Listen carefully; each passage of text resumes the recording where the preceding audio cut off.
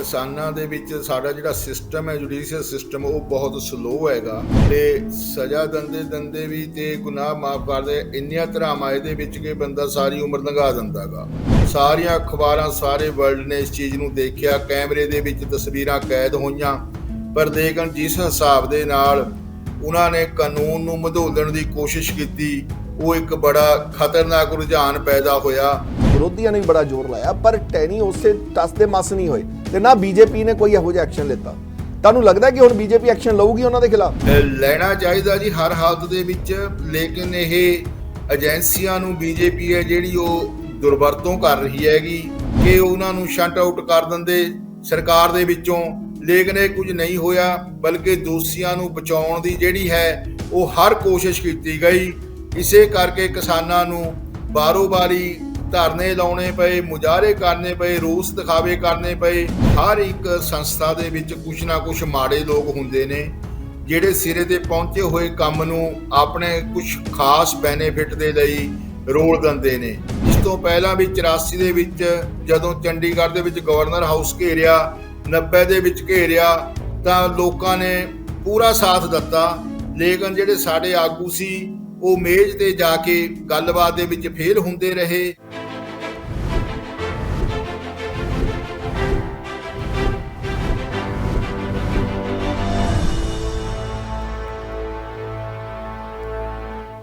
ਨਮਸਕਾਰ, ਸਤਿ ਸ੍ਰੀ ਅਕਾਲ।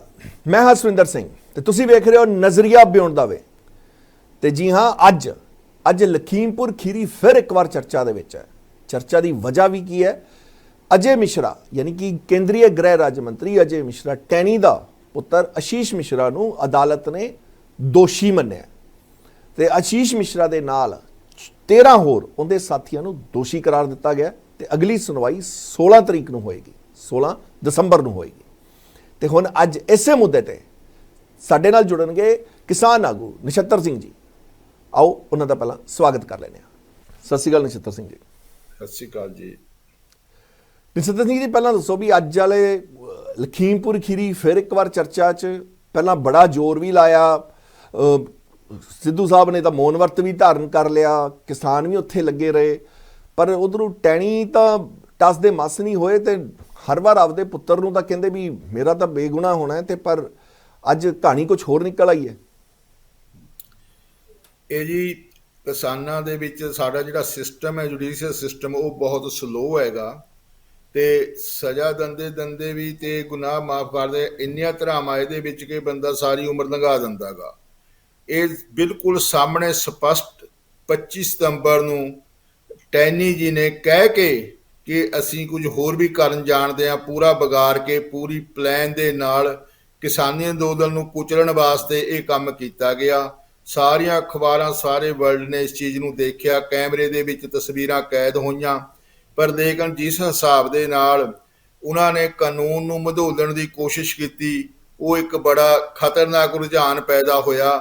ਇਹਦਾ ਇੱਕ ਕਿਸਾਨ ਏਕਤਾ ਕਹਿ ਦਈਏ ਜਾਂ ਸਾਰੇ ਦੇਸ਼ ਦੀ ਇਕਜੁੱਟ ਹੋ ਕੇ ਇਸ ਜਿਹੜੀ ਮਾੜੀ ਘਟਨਾ ਸੀ ਇਹਦੇ ਲਈ ਇਨਸਾਫ ਲਈ ਗੁਹਾਰ ਲੱਗਦੀ ਰਹੀ। ਇਸ ਕਰਕੇ ਕਿਤੇ ਨਾ ਕਿਤੇ ਜਾ ਕੇ ਇਹ ਜਿਹੜੀਆਂ ਸਾਡੀਆਂ ਏਜੰਸੀਆਂ ਨੇ ਉਹਨਾਂ ਨੂੰ ਵੀ ਥੋੜਾ ਬਹੁਤਾ ਇਨਸਾਫ ਦੇਣਾ ਪਿਆ, ਲੇਕਿਨ ਕੋਰਟ ਨੇ ਆਪਣੇ ਪ੍ਰੋਸੀਜਰ ਦੇ ਵਿੱਚ ਰਹਿੰਦੇ ਭਾਵੇਂ ਦੇਰ ਨਾਲ ਹੀ ਸਹੀ, ਪਰ ਉਹਨਾਂ ਨੇ ਹਰ ਸਬੂਤ ਨੂੰ ਬਰੀਕੀ ਨਾਲ ਘੋਖ ਕੇ ਇਹ ਮੰਨ ਲਿਆ ਕਿ ਉੱਥੇ ਜੋ ਇਹ ਘਟਨਾ ਹੋਈ ਹੈ ਉਹਦੇ ਵਿੱਚ ਆਸ਼ੀਸ਼ ਮਿਸ਼ਰਾ ਕਾਇਮ ਸੀ ਤੇ ਸਾਰੀਆਂ ਕੋਸ਼ਿਸ਼ਾਂ ਦੇ ਬਾਵਜੂਦ ਅਗਰ ਅੱਜ ਉਹਨਾਂ ਦੇ ਬਰਖਲਾਫ ਇਹ ਚਾਰਜ ਸ਼ੀਟ ਜਿਹੜੀ ਹੈ, ਜਿਹੜੇ ਦੋਸ਼ ਗੁਨਾਹਗਾਰ ਪਰਚਾ ਦਰਜ ਹੋ ਕੇ ਗੁਨਾਹ ਮੰਨ ਲਿਆ ਗਿਆਗਾ, ਇਹ ਕਿਸਾਨਾਂ ਦੇ ਵਾਸਤੇ ਥੋੜੀ ਜਿਹੀ ਰਾਹਤ ਦੀ ਗੱਲ ਹੈ ਕਿ ਕਿਤੇ ਨਾ ਕਿਤੇ ਅਜੇ ਵੀ ਜਿਹੜੀ ਜੁਡੀਸ਼ਰੀ ਹੈ ਉੱਥੇ ਜਾ ਕੇ ਇਨਸਾਫ ਮਿਲਣ ਦੀ ਆਸ ਕੀਤੀ ਜਾ ਸਕਦੀ ਹੈ।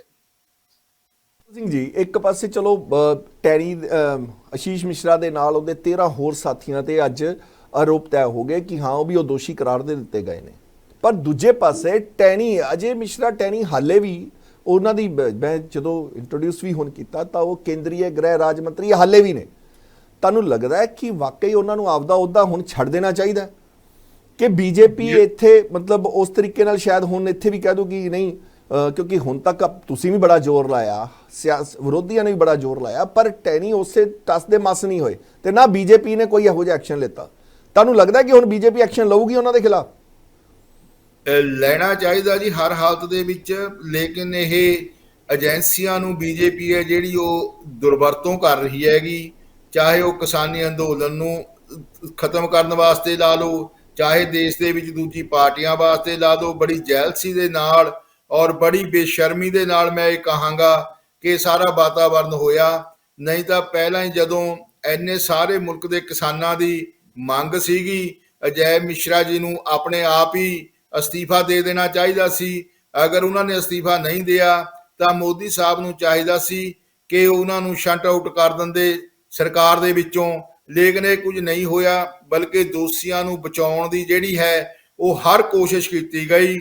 ਇਸੇ ਕਰਕੇ ਕਿਸਾਨਾਂ ਨੂੰ ਬਾਰੋ-ਬਾਰੀ ਧਰਨੇ ਲਾਉਣੇ ਪਏ, ਮੁਜ਼ਾਹਰੇ ਕਰਨੇ ਪਏ, ਰੋਸ ਦਿਖਾਵੇ ਕਰਨੇ ਪਏ, ਤਾਂ ਕਿਤੇ ਜਾ ਕੇ ਅੱਜ ਇਸ ਇਨਸਾਫ ਦੇ ਦਹਲੀਜ਼ ਤੱਕ ਪਹੁੰਚੇ ਹੈ। ਅਜੇ ਵੀ ਅੱਗੇ ਇਨਸਾਫ ਮਿਲਦਾ ਹੈ ਜਾਂ ਨਹੀਂ ਮਿਲਦਾ ਹੈ, ਗਵਾਹਾਂ ਨੂੰ ਧਮਕਾਇਆ ਜਾਏਗਾ ਜਾਂ ਹੋਰ ਸਬੂਤ ਮਿਟਾਉਣ ਦੀ ਕੋਸ਼ਿਸ਼ ਕੀਤੀ ਜਾਊਗੀ, ਇਹ ਅਜੇ ਆਉਣ ਵਾਲੇ ਦਿਨਾਂ 'ਚ ਫੇਰ ਬਾਕੀ ਦੇਖਣਾ ਬਾਕੀ ਰਹੇਗਾ। ਇੱਕ ਸਵਾਲ ਹੋਰ ਹੈ ਮੇਰਾ। ਸਵਾਲ ਇਹ ਕਿ ਲਖੀਮਪੁਰ ਖੀਰੀ ਦੇ ਵਿੱਚ 8 ਵਿਧਾਨ ਸਭਾ ਸੀਟਾਂ ਆਉਂਦੀਆਂ। ਉਮੀਦ ਕੀਤੀ ਜਾਂਦੀ ਸੀ ਉਦੋਂ ਵੀ ਕਿ ਜਿਸ ਤਰੀਕੇ ਨਾਲ ਇਹ ਘਟਨਾ ਵੀ ਵਾਪਰੀ ਤੇ ਲੋਕ ਵਾਕਈ ਟੈਣੀ ਦੇ ਨਾਲ ਨਹੀਂ ਖੜੇ ਹੋਣਗੇ, ਪਰ ਉੱਥੇ ਮਤਲਬ ਭਾਜਪਾ ਦੇ ਨਾਲ ਨਹੀਂ ਖੜੇ ਹੋਣਗੇ, ਪਰ ਉੱਥੇ ਵੀ ਲੋਕਾਂ ਦਾ ਜਿਹੜੀ ਮੋਹਰ ਲਾਈ ਲੋਕਾਂ ਨੇ ਫਿਰ ਭਾਜਪਾ ਵਾਲੇ ਪਾਸੇ ਲਾ ਦਿੱਤੀ। ਇਹਨੂੰ ਕਿਵੇਂ ਦੇਖਦੇ ਹੋ ਕਿ ਲੋਕਾਂ ਦੇ ਨਾਲ ਉਹ ਕਿਹੜਾ, ਜਾਂ ਤਾਂ ਮਤਲਬ ਉੱਥੇ ਕੀ ਡਰ ਸੀਗਾ, ਲੋਕ ਕਿਉਂ ਨਹੀਂ ਉਸ ਮੁੱਦੇ ਨਾਲ ਜੁੜ ਸਕੇ? ਕਿਉਂਕਿ ਬਹੁਤ ਵੱਡਾ ਮੁੱਦਾ ਸੀ, ਬਹੁਤ ਅੰਦੋਲਨ ਵੀ ਹੋਇਆ ਇਸ ਨੂੰ ਲੈ ਕੇ ਹਰ ਵਾਰ, ਤੇ ਕੋਈ ਛੋਟੀ ਗੱਲ ਨਹੀਂ ਸੀ। ਕਿਸ ਤਰੀਕੇ ਨਾਲ ਫਾਇਰਿੰਗ ਹੋਈ, ਤਸਵੀਰਾਂ ਆਪਾਂ ਸਾਰਿਆਂ ਨੇ ਦੇਖੀਆਂ ਸੀ ਉਦੋਂ। ਤੇ ਇਹਨੂੰ ਕਿਵੇਂ ਦੇਖਦੇ ਹੋ ਕਿ ਲੋਕਾਂ ਦੇ ਅੰਦਰ ਲੋਕ ਇੱਕ ਪਾਸੇ ਕੁਝ ਹੋਰ ਕਹਿੰਦੇ ਨੇ, ਮੁੱਦਾ ਤੁਹਾਡੇ ਸਾਹਮਣੇ ਆ, ਅਦਾਲਤ ਵੀ ਮੰਨ ਲੈਂਦੀ ਹੈ, ਪਰ ਇਹਦਾ ਮਤਲਬ ਲੋਕ ਨਹੀਂ ਮੰਨ ਰਹੇ? ਬੇਸ਼ੱਕ ਜੀ, ਭਾਰਤ ਦੇ ਲੋਕਤੰਤਰ ਨੂੰ ਦੁਨੀਆ ਦਾ ਇੱਕ ਮੰਨਿਆ ਪਰਮੰਨਿਆ ਲੋਕਤੰਤਰ ਕਿਹਾ ਜਾਂਦਾ ਹੈ, ਪਰ ਅਜੇ ਵੀ ਅਸੀਂ ਜਾਤ ਪਾਤ, ਆਪਣੇਪਣ, ਪਾਰਟੀਪਣ, ਡਰ, ਭੈ ਤੇ ਆਉਣ ਵਾਲੇ ਸਮੇਂ 'ਚ ਕੌਣ ਸਾਡੇ ਕੰਮ ਕਰਾ ਸਕਦਾ ਜਾਂ ਕਿਹਤੋਂ ਅਸੀਂ ਲਾਭ ਲੈ ਸਕਦੇ ਹਾਂ, ਇਹ ਚੀਜ਼ਾਂ ਸਾਡੇ ਦਿਮਾਗ ਦੇ ਵਿੱਚ ਘਰ ਕਰੀਆਂ ਹੋਈਆਂ ਨੇ। ਅਸੀਂ ਇਹ ਨਹੀਂ ਸੋਚ ਸਕਦੇ ਕਿ ਕੌਣ ਬੰਦਾ ਜਿਹੜਾ ਹੈ ਉਹ ਕਾਨੂੰਨ ਮੁਤਾਬਕ ਕੰਮ ਕਰਦਾ ਹੈ ਤੇ ਕਾਨੂੰਨ ਨੂੰ ਉਲਟ ਪਬਲਿਕ ਦੇ ਵਿੱਚ ਧੱਕੇਸ਼ਾਹੀ ਕਰਦਾ ਹੈ। ਤੇ ਇਸੇ ਕਰਕੇ ਇਸ ਵਕਤ ਬਹੁਤ ਸਾਰੇ ਗੁਨਾਹਗਾਰ ਨੇ ਜਿਹੜੇ ਉਹ ਪਾਰਲੀਮੈਂਟ ਦੇ ਵਿੱਚ ਪਹੁੰਚਣ 'ਚ ਕਾਮਯਾਬ ਹੋ ਜਾਂਦੇ ਨੇ, ਤੇ ਸਾਡਾ ਜਿਹੜਾ ਲੋਕਤੰਤਰ ਹੈ ਉਹ ਦਿਨੋਂ ਦਿਨ ਨਿਘਾਰ ਵੱਲ ਜਾ ਰਿਹਾ ਹੈ।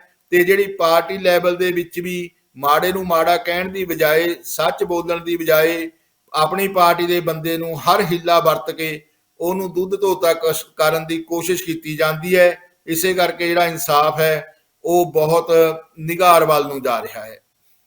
ਪਰ ਨਛੱਤਰ ਸਿੰਘ ਜੀ, ਇਹ ਗੱਲ ਤਾਂ ਮੈਨੂੰ ਲੱਗਦਾ ਕਿ ਇਸ ਟਾਈਮ ਕਿਸਾਨ ਆਗੂਆਂ ਤੇ ਵੀ ਲਾਗੂ ਹੁੰਦੀ ਹੈ, ਕਿਉਂਕਿ ਜਦੋਂ ਕਿਸਾਨ ਅੰਦੋਲਨ ਹੋਇਆ ਤਾਂ ਸਾਰੇ ਉਦੋਂ ਵੀ ਲੱਗਦਾ ਸੀ ਕਿ ਨਹੀਂ, ਆਹ ਵਾਲੇ ਅੰਦੋਲਨ ਨੇ ਸ਼ਾਇਦ ਜਿਹੜੀਆਂ ਵੱਖ-ਵੱਖ ਜਥੇਬੰਦੀਆਂ ਉਹਨਾਂ ਨੂੰ ਇੱਕ ਪਲੇਟਫਾਰਮ ਤੇ ਲਿਆ ਦਿੱਤਾ, ਤੇ ਨਾਲੇ ਇਹ ਵੀ ਅਹਿਸਾਸ ਕਰਾ ਦਿੱਤਾ ਕਿ ਜੇ ਇਕੱਠੇ ਨੇ ਤਾਂ ਦੇਖੋ ਤਾਕਤ ਕਿੰਨੀ ਹੈ ਉਹਨਾਂ 'ਚ, ਕਿ ਉਹ ਇਕੱਠੇ ਸੀਗੇ ਤਾਂ ਇਹ ਅੰਦੋਲਨ ਦੇਖੋ ਕਿੱਡਾ ਵੱਡਾ ਚਲਾ ਗਿਆ ਤੇ ਲੋਕ ਉਸ ਅੰਦੋਲਨ ਨਾਲ ਕਿਸ ਤਰੀਕੇ ਨਾਲ ਜੁੜਦੇ ਗਏ। ਇਹ ਦਿੱਲੀ ਵਾਲਾ ਜਿਹੜਾ ਅੰਦੋਲਨ ਸੀ, ਕਿਸਾਨੀ ਅੰਦੋਲਨ ਨੇ ਉਹ ਚੀਜ਼ਾਂ ਸਿਖਾਈਆਂ ਵੀ, ਤੇ ਹਰੇਕ ਬੰਦਾ ਉਸ ਅੰਦੋਲਨ 'ਚ, ਜਿਹੜੇ ਵੀ ਉਸ ਅੰਦੋਲਨ ਦੇ ਵਿੱਚ ਜਿਹਨੇ ਸ਼ਿਰਕਤ ਕੀਤੀ, ਉਹਦੇ ਦਿਮਾਗ 'ਚ ਇੱਕੋ ਹੀ ਚੀਜ਼ ਸੀ ਕਿ ਹੁਣੇ 32 ਜਥੇਬੰਦੀਆਂ ਨਹੀਂ ਰਹਿਣਗੀਆਂ, ਇਸ ਅੰਦੋਲਨ ਤੋਂ ਬਾਅਦ ਇਹ ਸਾਰੇ ਰਲ ਕੇ ਸ਼ਾਇਦ ਹੁਣ ਉਹ ਸਾਂਭ ਲੈਣਗੇ। ਪਰ ਹੋਇਆ ਉਲਟੀ ਹੈ, ਨਿਕਲੇ ਉਸ ਤੋਂ ਬਾਅਦ। ਪਰ ਇੱਥੇ ਵੀ ਹੁਣ ਦੇਖਿਆ ਫਿਰ ਜਥੇਬੰਦੀਆਂ ਜਿਵੇਂ ਹੀ ਇੱਥੇ ਆਉਂਦੀਆਂ ਨੇ ਪੰਜਾਬ ਦੇ ਵਿੱਚ, ਅੰਦੋਲਨ ਖਤਮ ਹੁੰਦਾ, ਤੁਹਾਨੂੰ ਨਹੀਂ ਲੱਗਦਾ ਕਿ ਉੱਥੋਂ ਕੋਈ ਸਿੱਖ ਨਹੀਂ ਲਿੱਤੀ ਹੈ ਜਥੇਬੰਦੀਆਂ ਨੇ ਆਪਸ ਦੇ ਵਿੱਚ? ਤੁਹਾਨੂੰ ਨਹੀਂ ਲੱਗਦਾ ਕਿ ਨਛੱਤਰ ਜੀ ਵੀ ਉਹ ਏਕੇ ਦੀ ਕਮੀ ਹੈਗੀ ਹੈ? ਜੀ ਇਹ ਬਿਲਕੁਲ ਹੈ ਜੀ। ਹਰ ਇੱਕ ਸੰਸਥਾ ਦੇ ਵਿੱਚ ਕੁਛ ਨਾ ਕੁਛ ਮਾੜੇ ਲੋਕ ਹੁੰਦੇ ਨੇ ਜਿਹੜੇ ਸਿਰੇ ਤੇ ਪਹੁੰਚੇ ਹੋਏ ਕੰਮ ਨੂੰ ਆਪਣੇ ਕੁਛ ਖਾਸ ਬੈਨੀਫਿਟ ਦੇ ਲਈ ਰੋਲ ਦਿੰਦੇ ਨੇ। ਇਹ ਮੈਨੂੰ ਇਹ ਕਹਿਣ ਦੇ ਵਿੱਚ ਕੋਈ ਝਿਜਕ ਨਹੀਂ ਹੈ ਕਿ ਇਹ ਜਿਹੜਾ ਪਬਲਿਕ ਦਾ ਸਾਥ ਹੈ ਕੋਈ ਇਕੱਲੇ ਸਿੰਘੂ ਦੇ ਵਿੱਚ ਜਾਂ ਸਾਨੂੰ ਟਿੱਕਰੀ ਬਾਰਡਰ ਤੇ ਹੀ ਨਹੀਂ ਮਿਲਿਆ। ਇਸ ਤੋਂ ਪਹਿਲਾਂ ਵੀ 84 ਦੇ ਵਿੱਚ ਜਦੋਂ ਚੰਡੀਗੜ੍ਹ ਦੇ ਵਿੱਚ ਗਵਰਨਰ ਹਾਊਸ ਘੇਰਿਆ, 90 ਦੇ ਵਿੱਚ ਘੇਰਿਆ, ਤਾਂ ਲੋਕਾਂ ਨੇ ਪੂਰਾ ਸਾਥ ਦਿੱਤਾ। ਲੇਕਿਨ ਜਿਹੜੇ ਸਾਡੇ ਆਗੂ ਸੀ ਉਹ ਮੇਜ਼ ਤੇ ਜਾ ਕੇ ਗੱਲਬਾਤ ਦੇ ਵਿੱਚ ਫੇਲ ਹੁੰਦੇ ਰਹੇ, ਤੇ ਉਹ ਲੋਕਾਂ ਦੇ ਜਿਹੜੇ ਪਬਲਿਕ ਵਾਲੇ ਸੀ ਆਪਣੀਆਂ ਮੰਗਾਂ ਮਨਵਾਉਣ ਦੇ ਨਾਲ ਉਹਨਾਂ ਦੇ ਭਰਮ ਭੁਲੇਖਿਆਂ ਦੇ ਵਿੱਚ ਆ ਕੇ ਅੰਦੋਲਨਾਂ ਨੂੰ ਵਾਪਸ ਲੈਂਦੇ ਰਹੇ ਤੇ ਸਰਕਾਰਾਂ ਮੁੱਕਰਦੀਆਂ ਰਹੀਆਂ ਤੇ ਨੁਕਸਾਨ ਹੁੰਦਾ ਰਿਹਾ। ਹੁਣ ਵੀ ਜਦੋਂ ਵਾਪਸ ਮੁੜੇ ਸੀ ਤਾਂ ਕਈ ਪਾਰਟੀਆਂ, ਕਈ ਯੂਨੀਅਨਾਂ ਦਾ ਇਹ ਵਿਚਾਰ ਸੀ ਕਿ ਜਦੋਂ ਤੱਕ ਇਹ ਸਾਰਾ ਕੁਝ ਸਾਨੂੰ ਮਿਲ ਨਹੀਂ ਜਾਂਦਾ, ਸਾਨੂੰ ਇਹ ਅੰਦੋਲਨ ਤੋਂ ਵਾਪਸ ਪੰਜਾਬ ਨਹੀਂ ਜਾਣਾ ਚਾਹੀਦਾ। ਲੇਕਿਨ ਜਿਹੜੇ ਕੁਝ ਆਗੂ ਸੀ, ਉਹਨਾਂ ਨੇ ਜ਼ਿਆਦਾ ਸਰਕਾਰ ਤੇ ਭਰੋਸਾ ਕਰਿਆ, ਉਹ ਵਾਪਸ ਆ ਗਏ ਤੇ ਅੱਗੇ ਉਹਨਾਂ ਨੇ ਫੇਰ ਉਹੀ ਆਪਣੇ ਆਪਣੇ ਰਾਹ ਇੱਕ ਦੂਜੇ ਤੋਂ ਵੱਡਾ ਹੋ ਕੇ ਦਿਖਾਉਣ ਦੀ ਕੋਸ਼ਿਸ਼ ਦੇ ਵਿੱਚ ਆਪਣੀ ਯੂਨੀਅਨ ਦੇ ਨਾਲ ਵੱਧ ਤੋਂ ਵੱਧ ਬੰਦੇ ਜੋੜਨ ਦੀ ਕੋਸ਼ਿਸ਼ ਦੇ ਵਿੱਚ ਸਾਡਾ ਨੁਕਸਾਨ ਕਰ ਚੁੱਕੇ ਹੈ। ਚਾਹੀਦਾ ਤਾਂ ਇਹ ਸੀ ਕਿ ਸੰਯੁਕਤ ਮੋਰਚੇ ਤੋਂ ਬਾਅਦ ਮੁੜ ਕੇ ਬਾਕੀ ਸਾਰੀ ਯੂਨੀਅਨਾਂ ਖਤਮ ਹੋ ਕੇ ਸਿਰਫ ਕੋਈ ਇੱਕ ਯੂਨੀਅਨ ਬਣ ਜਾਂਦੀ ਤੇ ਇੱਕ ਉਹਨਾਂ ਦੀ ਬਾਡੀ ਬਣ ਜਾਂਦੀ। ਪਰ ਅਫਸੋਸ ਹੈ ਕਿ ਅਸੀਂ ਕਿਸਾਨ ਆਪਣੇ ਆਪ ਨੂੰ ਇਕੱਠਾ ਰੱਖਣ 'ਚ ਕਾਮਯਾਬ ਨਹੀਂ ਹੋ ਸਕੇ। ਇਸੇ ਕਰਕੇ ਸਾਨੂੰ ਇਹ ਜਿਹੜਾ ਡਿਲੇ ਹੋਇਆਗਾ, ਇਹ ਉਹਦਾ ਵੀ ਇੱਕ ਕਾਰਨ ਹੈ। ਨਹੀਂ ਜੇ ਉਸੇ ਤਰ੍ਹਾਂ ਅਸੀਂ ਇਕੱਠੇ ਰਹਿੰਦੇ ਤਾਂ ਸ਼ਾਇਦ ਇਹ ਥੋੜਾ ਦਿਨ ਪਹਿਲਾਂ ਵੀ ਹੋ ਜਾਂਦੇ, ਚਾਰਜ ਲੱਗ ਜਾਂਦੇ। ਤੇ ਹੁਣ ਅੱਗੇ ਕੇਂਦਰੀ ਗ੍ਰਹਿ ਰਾਜ ਮੰਤਰੀ, ਮੈਂ ਫਿਰ ਰਿਪੀਟ ਕਰਦਾ, ਕੇਂਦਰੀ ਗ੍ਰਹਿ ਰਾਜ ਮੰਤਰੀ ਅਜੇ ਮਿਸ਼ਰਾ ਯਾਨੀ ਕਿ ਟੈਣੀ ਨੂੰ ਲੈ ਕੇ ਹੁਣ ਕਿਸਾਨ ਜਥੇਬੰਦੀਆਂ ਉਹਨੂੰ ਕਿਵੇਂ ਸੋਚਦੀਆਂ, ਕਿ ਹੁਣ ਇਸ ਨਾਲ ਕੀ ਸੰਤੁਸ਼ਟ ਨੇ ਵੀ ਹਾਂ ਅਦਾਲਤ ਨੇ ਕਹਿ ਦਿੱਤਾ ਕਿ ਟੈਣੀ ਨੂੰ ਵਾਕਈ ਗੱਦੀ ਤੋਂ ਲਾਹਣ ਵਾਸਤੇ ਕੋਈ ਨਵੀਂ ਮੁਹਿੰਮ ਛੇੜੀ ਜਾਏਗੀ, ਫਿਰ ਪ੍ਰੈਸ਼ਰ ਕ੍ਰੀਏਟ ਕੀਤਾ ਜਾਏਗਾ, ਕੋਈ ਅੰਦੋਲਨ ਕੀਤਾ ਜਾਏਗਾ?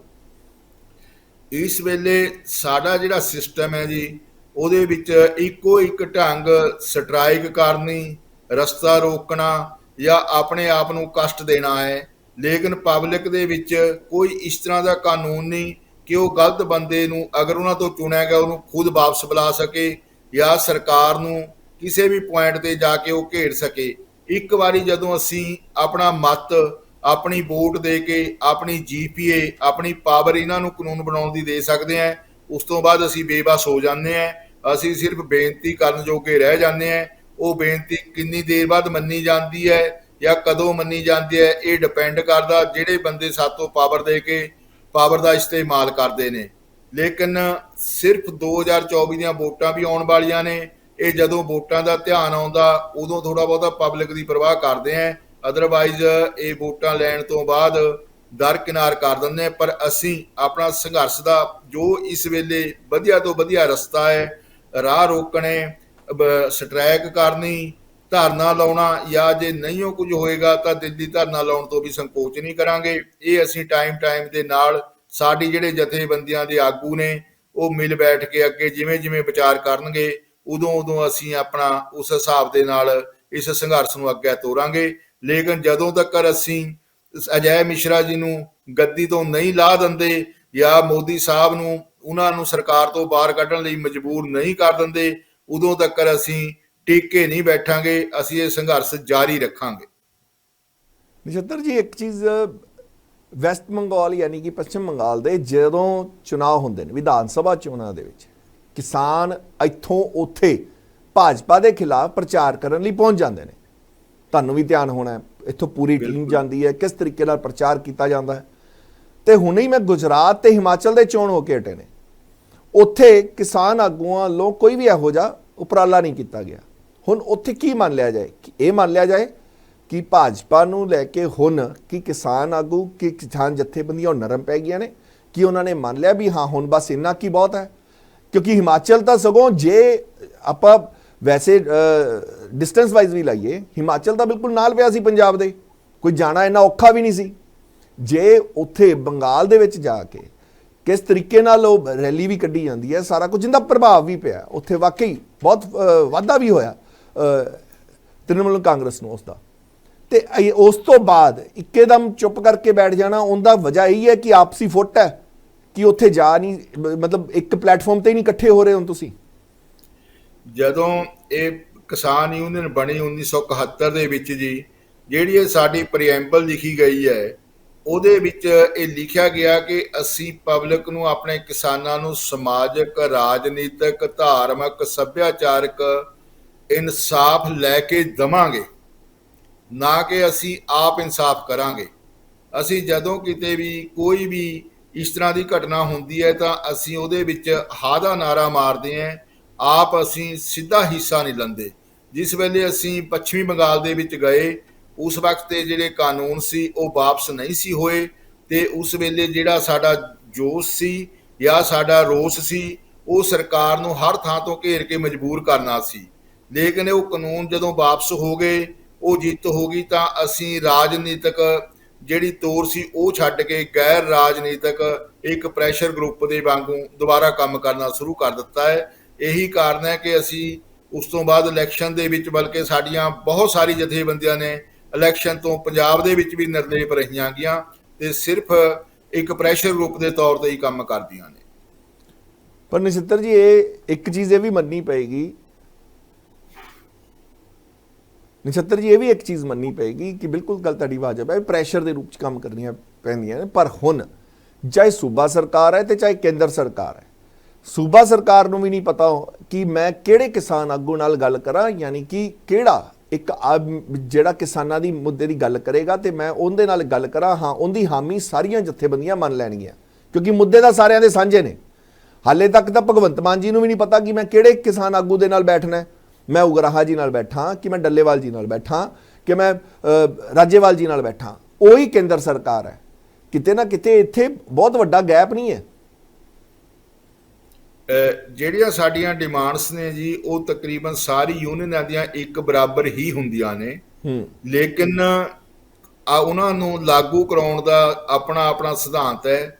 ਸਾਡੀ ਯੂਨੀਅਨ ਦਾ ਸਿਧਾਂਤ ਹੈ BKU ਲੱਖੋਵਾਲ ਦਾ ਕਿ ਅਸੀਂ ਲੜਾਈ ਝਗੜੇ ਤੋਂ ਜਾਂ ਡੰਡਾ ਸੋਟੇ ਤੋਂ ਕਿਸੇ ਤਰ੍ਹਾਂ ਤੋਂ ਦੂਰ ਰਹਿੰਦੇ। ਅਸੀਂ ਕੋਈ ਵੀ ਐਸਾ ਕੰਮ ਨਹੀਂ ਕਰਦੇ ਜਿਹਦੇ ਨਾਲ ਸਰਕਾਰ ਨੂੰ ਵੀ ਤਕਲੀਫ ਹੋਵੇ, ਪਬਲਿਕ ਨੂੰ ਵੀ ਹੋਵੇ। ਬਹੁਤ ਘੱਟ ਅਸੀਂ ਮੁਜ਼ਾਹਰੇ ਜਾਂ ਹੋਰ ਕਰਨ ਦੀ ਕੋਸ਼ਿਸ਼ ਕਰਦੇ ਹਾਂ। ਕੁਝ ਪਾਰਟੀਆਂ ਉਹ ਵੀ ਹੈ ਜਿਹੜੀਆਂ ਮੁਜ਼ਾਹਰਿਆਂ ਦੇ ਨਾਲ ਜ਼ਿਆਦਾ ਕਰਦੇ ਆ, ਰਸਤੇ ਰੋਕਣੇ ਜਾਂ ਪਰਮਾਨੈਂਟ ਮੁਜ਼ਾਹਰੇ ਕਰਕੇ ਰੱਖਣੇ, ਉਹਨਾਂ ਦਾ ਆਪਣਾ ਆਪਣਾ ਸਿਧਾਂਤ ਹੈ। ਲੇਕਿਨ ਸਰਕਾਰ ਦੇ ਕੋਲ ਜਦੋਂ ਮੰਗਾਂ ਜਾਂਦੀਆਂ ਤਾਂ ਮੰਗਾਂ ਸਾਡੀਆਂ ਸੇਮ ਹੁੰਦੀਆਂ, ਉਹਨਾਂ ਦਾ ਹੱਲ ਵੀ ਸੇਮ ਹੁੰਦਾ, ਪਰ ਸਰਕਾਰਾਂ ਸਾਨੂੰ ਪਾੜ ਦਿੰਦੀਆਂ ਨੇ ਕਿ ਕਿਸੇ ਉਹਦੇ ਨਾਲ ਇਹ ਬਹਾਨਾ ਬਣਾ ਲੈਂਦੀਆਂ ਨੇ। ਜੇ ਕਿਸੇ ਇੱਕ ਯੂਨੀਅਨ ਨਾਲ ਗੱਲ ਕਰਕੇ ਵੀ ਉਹ ਸਾਡੀ ਮੰਗਾਂ ਮੰਨ ਲੈਂਦੀਆਂ ਨੇ ਤਾਂ ਉਹਨੂੰ ਸਾਰੇ ਫੁੱਲ ਚੜਾਉਂਗੇ। ਹੁਣ ਜਿਵੇਂ MSP ਦੀ ਆਪਾਂ ਗੱਲ ਲੈ ਲਈਏ, ਸਰਕਾਰ ਉਹ ਤੋਂ ਪਿੱਛੇ ਹਟ ਗਈ।